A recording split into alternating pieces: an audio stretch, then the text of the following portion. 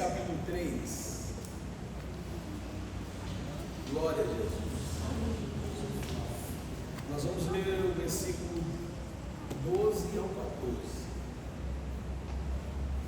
Nossa, procura aí. Eu quero agradecer a Deus por abrir as pessoas, tá? Deus continua orando a Bíblia de vocês. Você continua orando a Bíblia de todos os irmãos que estão aqui, adorando o Senhor. Sempre é bom, né, irmãos? Reunir para três. Sempre é bom reunir para adorar o Senhor. Amém, dizer o Senhor. Falar de Jesus e sentir a presença dele, adorar o nome dele, sempre é algo muito especial. Eu tenho certeza que o Senhor está falando conosco, como já foi testemunhado. E o Senhor vai falar no nosso coração aqui. Aleluia. Filipenses capítulo 3, versículo 12, diz assim: não que já tenha alcançado o que já seja perfeito, mas prossigo para alcançar aquilo para que fui também preso por Cristo Jesus. Irmãos, quanto a mim, não julgo que o haja alcançado, mas uma coisa faço, e é que, esquecendo-me das coisas que atrás ficam e avançando para as que estão diante de mim, prossigo para o alvo, pelo prêmio da soberana vocação de Deus em Cristo Jesus. E você diz amém. Amém. Glória a Deus. Senta aí no seu lugar. Glória a Jesus. Meus irmãos, esse é um texto muito lindo e dentro do contexto que o nosso irmão Paulo está escrevendo. Para não dizer o maior, ele está entre os maiores evangelistas da história da igreja. Alguém que Deus levantou como um forte e escreveu uma boa parte do Novo Testamento. De 27 livros, ele escreveu pelo menos 13. E é um homem que o Senhor tem algo tremendo na sua vida, da forma que o Senhor transformou, da maneira que o Senhor levantou, da maneira que o Senhor usava as suas mãos, usava a sua boca para profetizar. Quando nós lemos todos os textos que Paulo ele escreve, parece que ele está muito além do seu tempo. A Bíblia Sagrada ela é inspirada pelo Espírito Santo, sabemos muito bem disso. Quem deu a ele foi o Senhor. Quando ele escreve para a igreja local. Quando ele direciona a carta, ele está direcionando para um problema local. Quando ele está dando as questões teológicas, os costumes, na maioria das vezes para a igreja local. Mas quando nós lemos o que ele escreveu há quase 2000 anos atrás, parece que ele está palestrando para a gente hoje. Porque nós temos convicção que foi o Espírito de Deus que trouxe no coração desse homem a palavra que ele escreveu. E o que ele está escrevendo para os irmãos em Filipos, que é uma corte dominada por Roma, e eles têm o prazer de ter uma filosofia romana, que era o império da época. Paulo ele está trazendo uma linguagem, uma palavra àquele pessoal que sabia muito bem como era viver algumas competições olímpicas, algumas competições de corrida. E Paulo, quando ele escreve esse texto, ele está trazendo uma linguagem literalmente dentro de uma linguagem de alguém que corre, que disputa corridas, que disputa e quer chegar lá na frente para poder receber prêmios, para receber medalhas, troféus, coroa, honraria. Ele traz essa palavra dentro de uma filosofia local, mas de uma forma profética e espiritual. Mas ele se apresenta no capítulo 3, no começo do texto, ele vai dizer quem ele é, no versículo 5, no versículo 6, ele vai dizer que ele é hebreu de hebreu, fariseu, pela lei zeloso, pela palavra.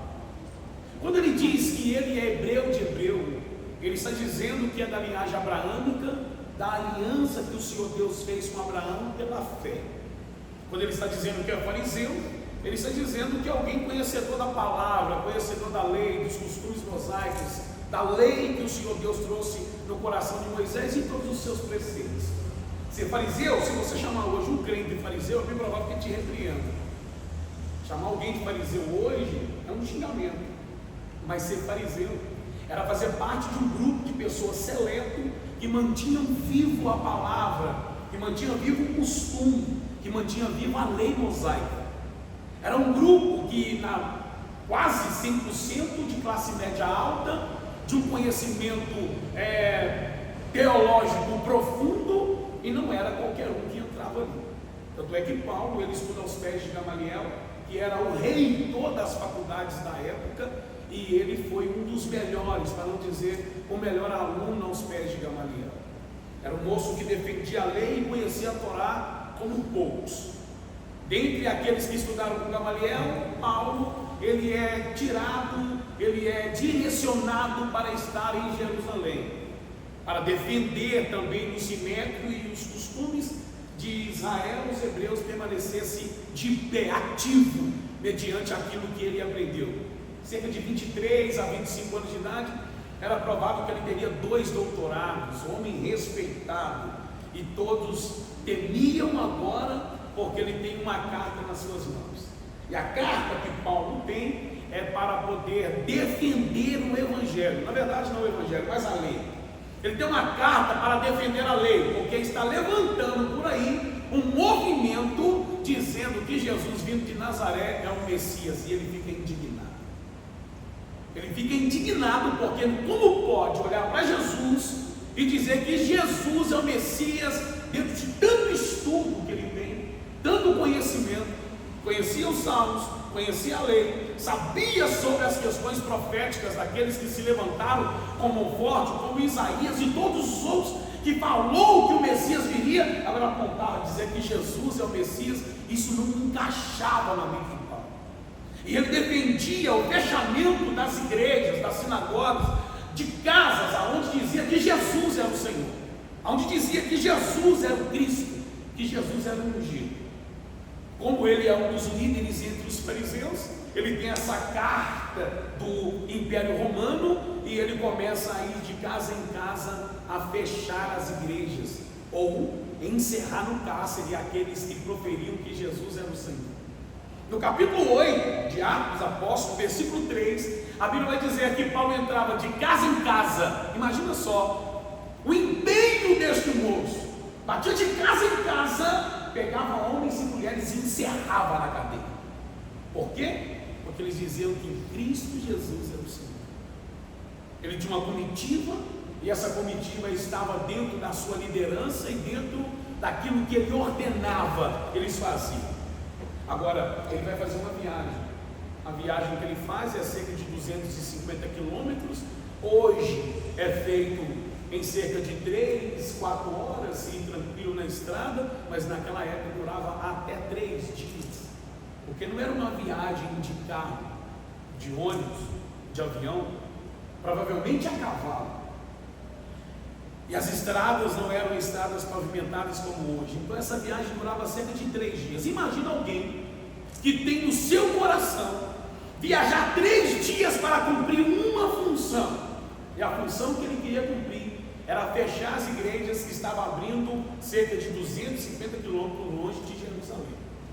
Imagina o empenho dele, imagina como ele queria executar esse processo, e tudo isso para agradar a Deus, tudo isso para poder fazer cumprir a palavra. Deixa eu abrir um parênteses aqui. Qual que foi a maior loucura que você já fez para que a palavra do Senhor permanecesse viva na sua vida?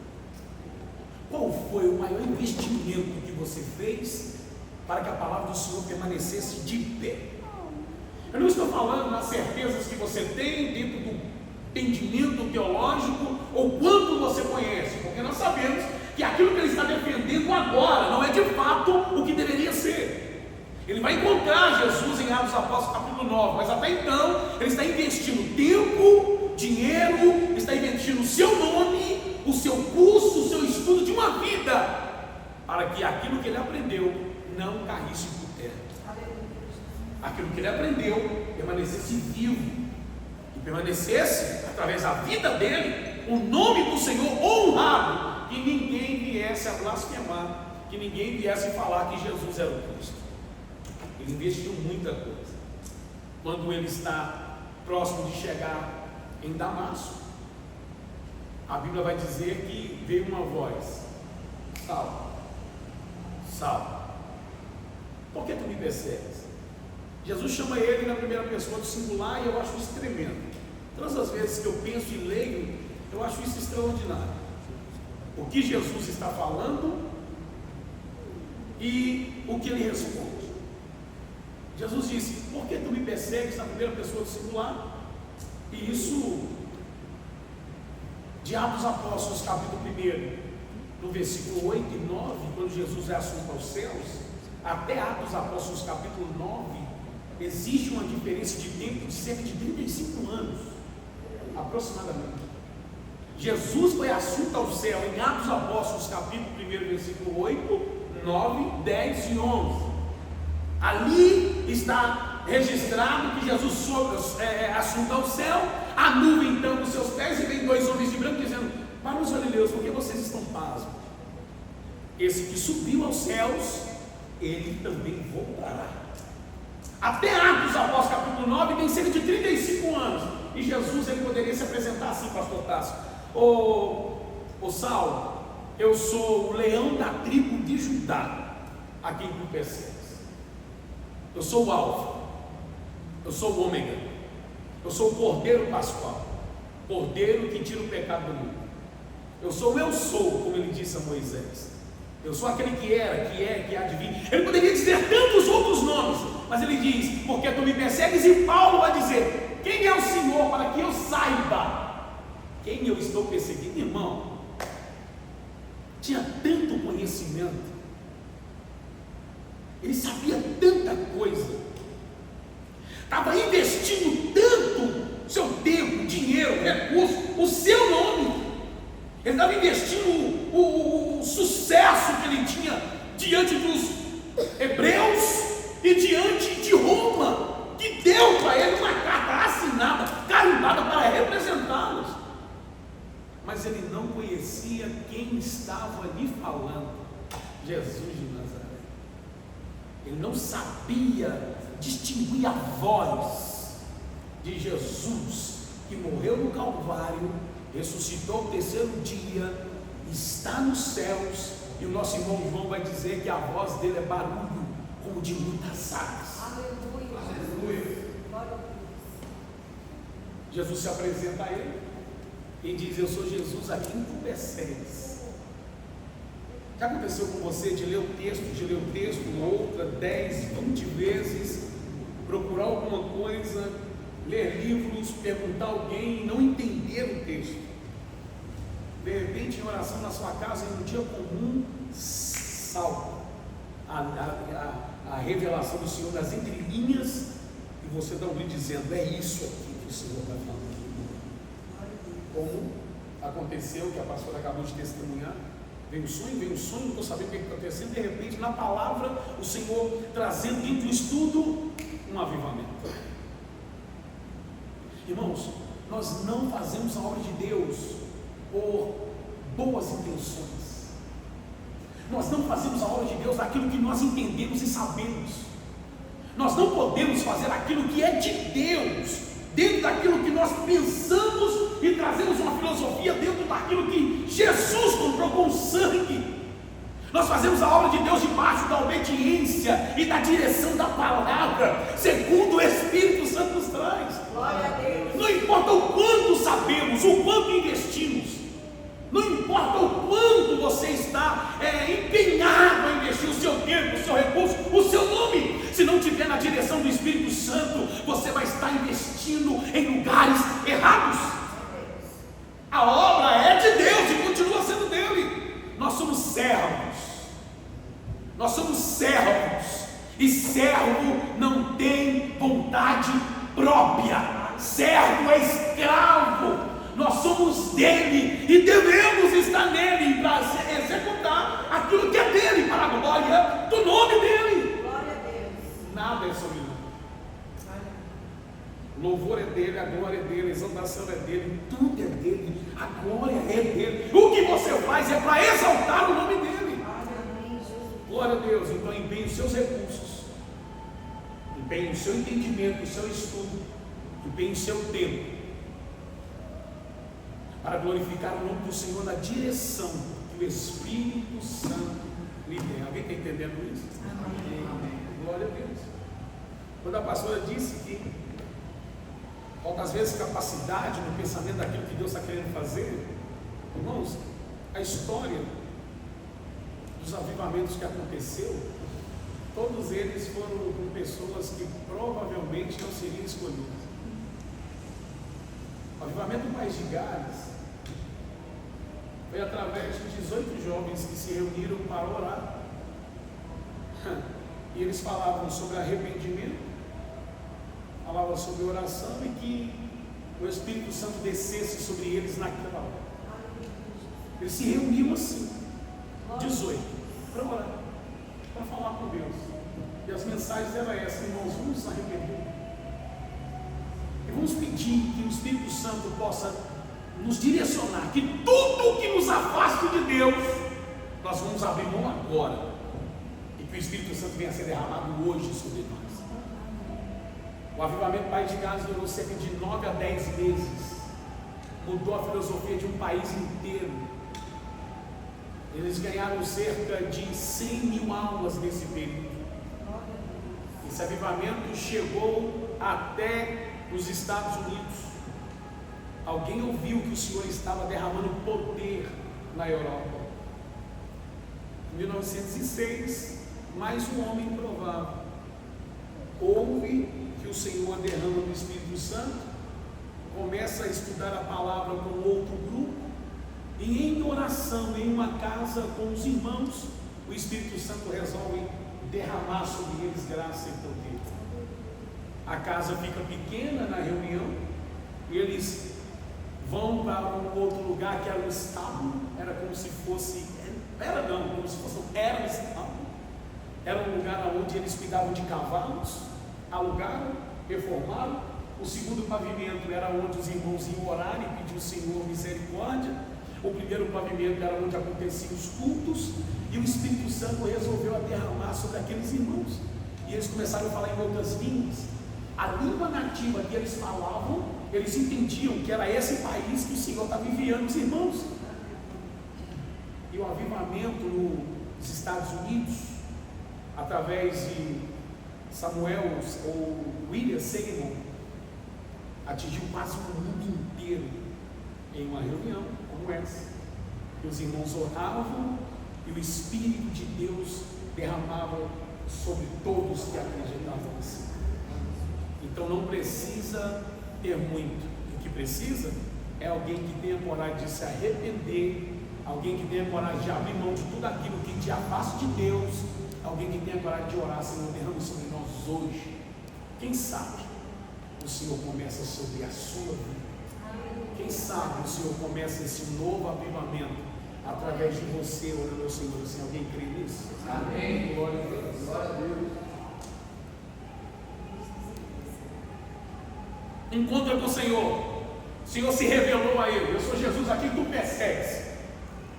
Entra na cidade, a vida é transformada, e Jesus ele diz para ele no capítulo 9 ainda de Atos dos Apóstolos: e verás o quanto vai padecer por meu nome. Vou te levantar para pregar sobre reis, líderes, judeus, gentios. E ele foi levantado, nosso irmão Paulo, e começa a fazer a obra do Senhor. Esse moço, Atos dos Apóstolos, capítulo 9, versículo 3, a Bíblia vai dizer, como eu disse, que ele entrava de casa em casa e arrastava os homens e as mulheres, encarcerá-los. No capítulo de número 23, 24, 25 e 26 de Atos dos Apóstolos, há um grande movimento. Ele está em Jerusalém no capítulo 23, e os fariseus e os saduceus discutem, e ele é fariseu, e ele levanta dizendo: ei, eu sou fariseu. Fariseus e saduceus não batiam com as suas teologias. Os fariseus acreditavam no mundo espiritual, nos anjos, que existia um mundo espiritual, coisas espirituais. E os saduceus não, os saduceus não acreditavam no mundo espiritual como os fariseus. Paulo, fariseu, ele ouviu a voz que disse que ele seria alguém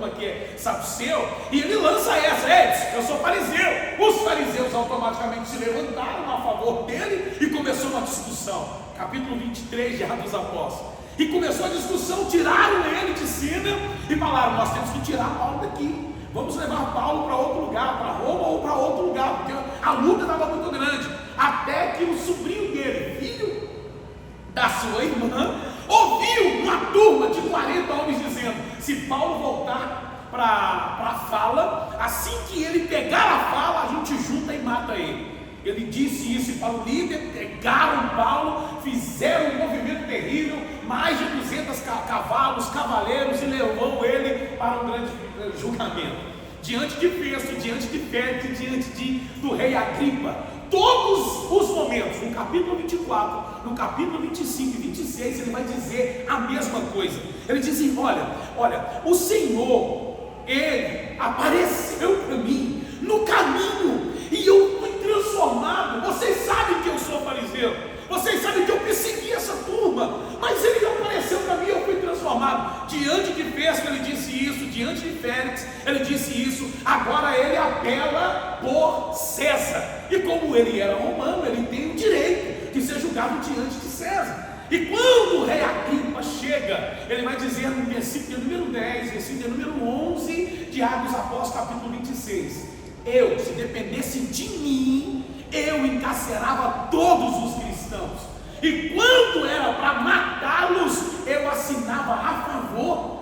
Ele disse que ele obrigava os cristãos a blasfemar contra Cristo. Eu dizia assim: eu arrancava da boca deles blasfêmia. Imagina o que aquele homem não fazia para um cristão convicto que Jesus é o Senhor blasfemar contra Cristo.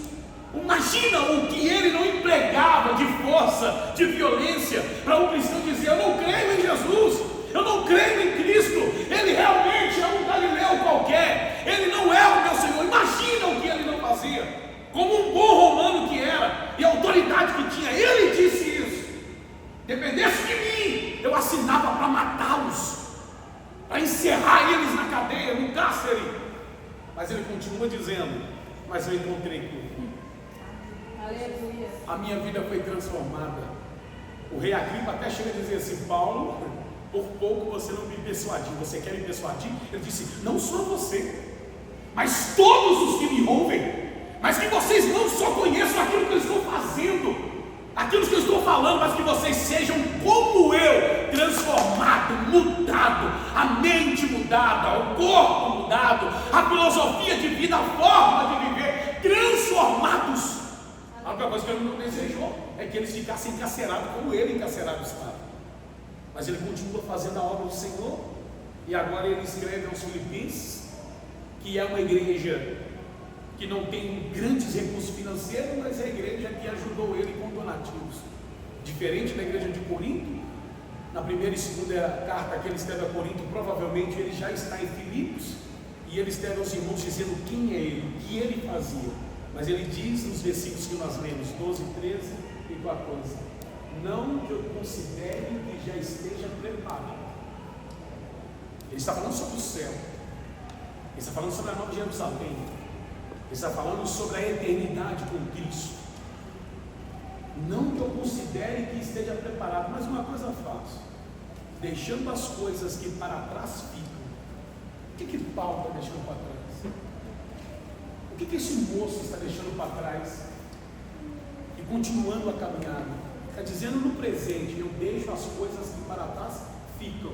Está deixando pelo menos duas coisas para trás. A primeira é quem ele era, aquele homem que perseguia a igreja, aquele homem que mandava matar, aprisionava, açoitava e arrancava blasfêmia dos cristãos. Tem uma palavra na psicologia, na verdade na psicanálise, que me chama muita atenção, uma frase, aliás, me chama muita atenção: a criança é a terra que se pisa a vida inteira. E isso parece que é algo libertador. A psicologia diz que a criança forma-se o caráter até 7 anos aproximadamente. Depois de 7 anos, isso é moldado, mas a formação do caráter até os 7 anos. Muitas coisas que acontecem na vida adulta de alguém está relacionado à sua infância. Muitas coisas que acontecem na mocidade, na adolescência, está relacionado à sua infância. Um dia desse estava ouvindo alguém conversando, falando sobre um homem adulto que comprou 2 bicicletas. Ele gastou 10 mil reais nas duas. Uma ele comprou nova e a outra ele comprou usada. Uma para fazer trilha e a outra para andar em asfalto. Ele falou com muita emoção que comprou essas 2 bicicletas, investiu os 10 mil reais nas duas, mas com um detalhe: ele pendurou ela na garagem da casa e não andou nela até hoje. Quando o amigo foi perguntar o motivo, quando foi convidado para ir à sua casa, disse: e aí, as bicicletas estão penduradas? E aí, está andando? Ele disse: não estou andando. Na conversa, ele falou com ele que quando criança, o sonho dele é que o pai desse uma bicicleta, mas não tinha condições e todos os amiguinhos tinham, e ele não. É uma coisa simples, mas ficou no córtex cerebral, e de vez em quando aquilo era lançado para a sua memória e trazia feridas. E quando adulto, quando teve condições, ele comprou a bicicleta não para usar, mas para tampar o buraco que estava lá na sua infância. Glória a Deus. A criança é a terra que se pisa a vida inteira. Paulo, ele está mostrando que algumas coisas precisam ficar para trás. Algumas coisas precisam manter-se no passado. E a primeira coisa que ele está colocando, e ele não escondeu isso, eu acho isso lindo, que ele não esconde quem ele era. Ele falou no julgamento: eu persegui o povo, maltratava, mandava matar. Mas ele também disse quem ele é agora. Ele encontrou comigo, eu com ele, e ele transformou minha vida. Eu deixo para trás a vida que eu tinha e não sou mais. A vida que eu tinha não vai me atrapalhar, porque eu tenho um propósito, e o propósito é alcançar o alvo. Glória a Deus. Aleluia. Eu quero profetizar na sua vida que tudo aquilo que trava a sua mente de alguma forma, tudo aquilo que te barra de alguma maneira de crescer na vida espiritual, financeira, conjugal, que seja, possa cair por terra hoje, e o nome de Jesus ser glorificado, que o bálsamo venha a ser derramado neste lugar, e que venha curar ainda as feridas que estão abertas, porque, irmãos, algumas coisas vão ficar para trás aqui hoje, porque o Senhor Jesus, Ele tem um alvo para que você alcance. Aleluia, glória a Deus. Algumas pessoas não dão certo no relacionamento, algumas mulheres não dão certo no relacionamento porque teve complicações com o pai, e às vezes se relacionam com alguém não pelo amor de homem, mas pelo amor de pai que não teve. Aí decepciona em alguns relacionamentos, na verdade, não porque aquele que ela escolheu é ruim, mas porque aquilo que ela está empregando, a energia, o amor, o pensamento, está lá dentro do seu cérebro, e ela implica àquela pessoa, aquele desejo que ela tinha que o pai dela fizesse por ela. Falta de segurança, falta de alguém que pudesse proteger. Aí quando ela percebe que não ama aquela pessoa como homem, a situação fica toda complicada.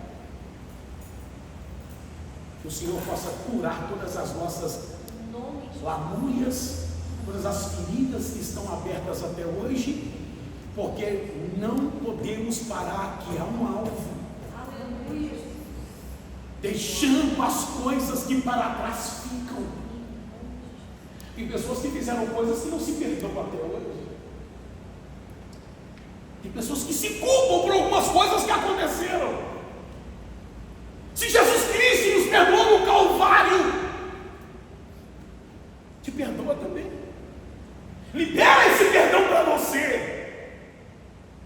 Parece um paradoxo dizer isso, mas tem pessoas que se culpam por coisas que acontecem até hoje. Durante muitos anos eu fiz uma pergunta que eu não tive essa resposta, mas eu fui tranquilizado e liberto por isso, porque eu sei que a graça alcançou. A pergunta que eu fiz durante muitos anos é: por que o Senhor escolheu a mim e não o meu irmão? Vendi um irmão assassinado, morreu na minha frente, caiu na minha frente, arrastei o corpo dele, foi uma luta danada, um tiroteio. E ele era uma melhor pessoa do que eu. Ele era uma pessoa mais resolvida em relação à sociedade. Ele conseguia ajudar mais as pessoas. Eu não, era muito folgado. Pensava, sabe, coisa ruim, sabe trem. Ele era a melhor pessoa. Conseguia resolver os problemas de casa, da família, quando tinha algumas situações, ele que ia na frente e resolvia. Situações de banco, situações de documentos. Ele sempre resolvia. Ele era uma boa praça. Por que o Senhor me escolheu ele? Me escolheu a mim. Eu entendo que eu sei quem eu sou. Eu sei quem eu era. Eu sei quem eu sou. Eu sei o que se passava aqui. Eu, no lugar de Jesus, não me escolheria. Eu mesmo que falo sobre isso. Eu não sei o que ele viu. Eu não sei nadar mais tempo. Pode ser verdade. Acho que já sou o fim que canta. É isso, eu não sei o que ele viu. Não sei o que ele me salvou. Tem um hino assim. Eu também não sei o que ele viu em mim. Eu, no lugar dele, eu não me escolheria. Eu, no lugar de Jesus, eu falasse assim, cara, esse aqui não vai. Mas ele escolheu. Então, em nome de Jesus, se Jesus escolheu você, não queira entender o porquê que ele escolheu. Aceita e se perdoa. Aleluia! Oh, glória a Deus! Ele sabe do nosso amanhã, ele sabe por que te escolheu. A graça nos alcançou, e é isso que vale. Não porque merecemos ou fazemos algo por isso, mas porque ele nos amou primeiro.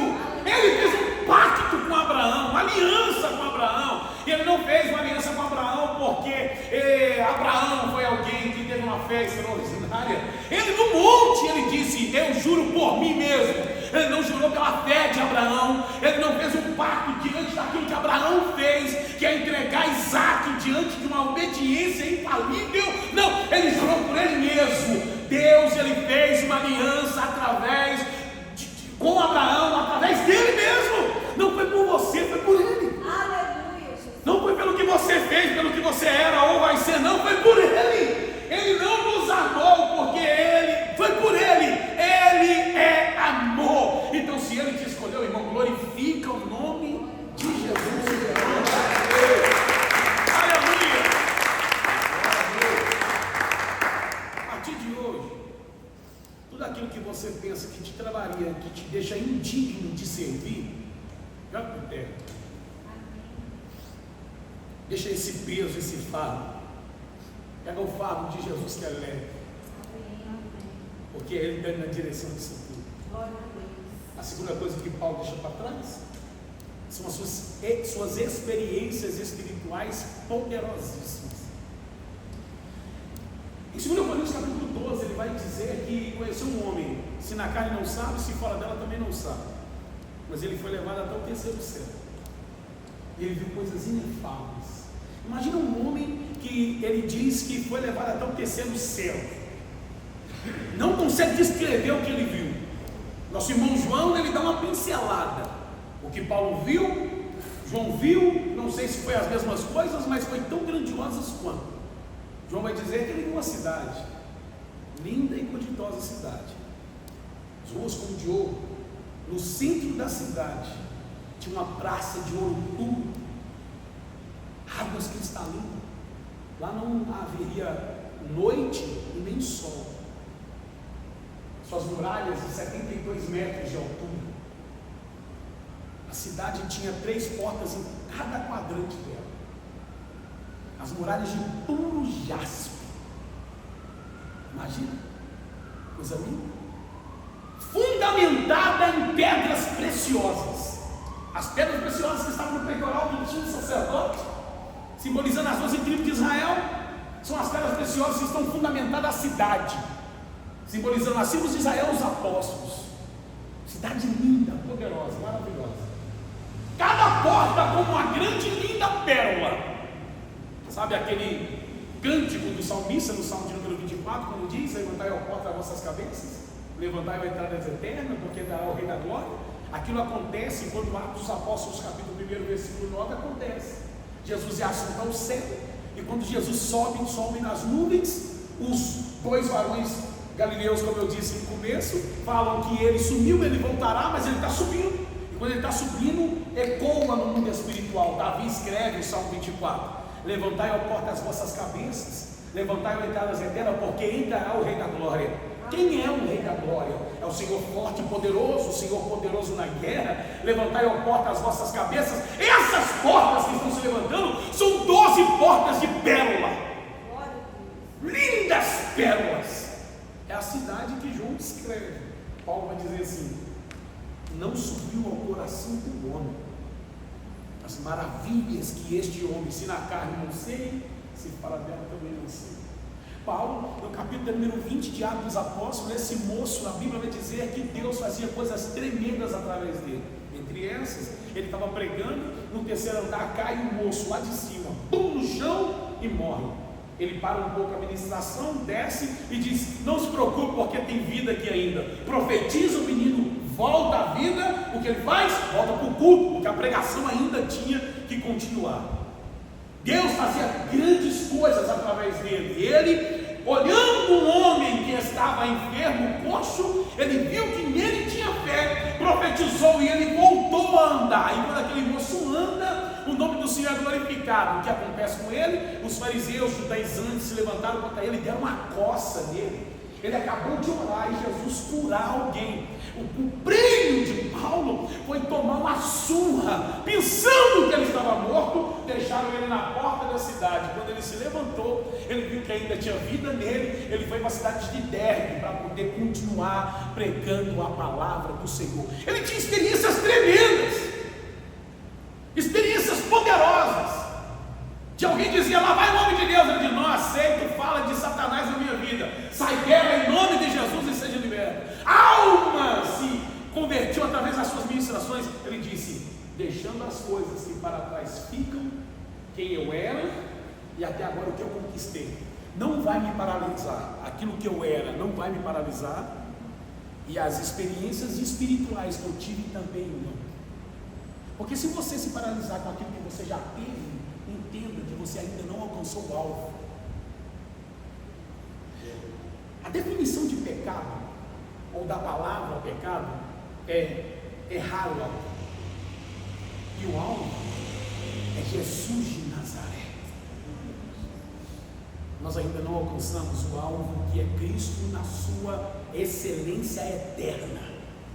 Não importa quanto Deus já te usou, não importa quantas mazelas que você já fez, deixa para trás, porque precisamos viver de glória em glória. Oh, aleluia! Eu não posso viver daquilo que o Senhor fez e ficar aqui com o coração saudosista, dizendo como Deus poderia fazer. Eu preciso falar isso, mas trazer isso de uma forma que venha estar uma engrenagem, dizendo: se Deus fez, Ele faz e ainda fará, porque Ele era, é e Ele continuar sendo eternamente. Aleluia! O alvo é Cristo. E esse moço que disse que considera não estar preparado é este homem cheio de experiências espirituais, sociais.